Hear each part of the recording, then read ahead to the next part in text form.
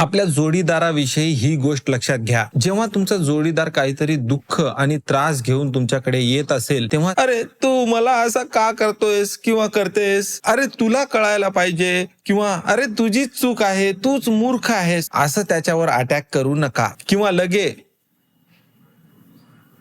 असं तोंड करून बसू नका. आणि कृपा करा, याचं वागणं तुम्ही पर्सनली घेऊ नका. हा बिचारा व्यक्ती काही त्रासातून आलाय आणि तुमच्या पुढे व्यक्त होतय. आता व्यक्त होण्याच्या पद्धती ह्या वेगवेगळ्या असतील, त्याला समजून घ्या. हा व्यक्ती तुमच्यावर पर्सनल अटॅक करत नाहीये, त्याचा मूड खराब आहे आणि त्याला समजून घेणं खूप गरजेचं आहे, कारण हेच प्रेम असतं.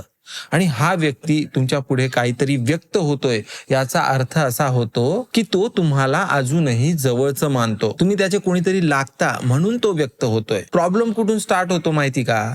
प्रॉब्लेम स्टार्ट होतो जेव्हा हा व्यक्ती तुमच्याशी काहीतरी बोलणंच सोडून देईल, म्हणजे त्याने स्वतःचा राजीनामाच दिलाय असा त्याचा अर्थ होतो. मग या रिलेशनशिपला तुटल्याशिवाय दुसरा मार्ग नसतो.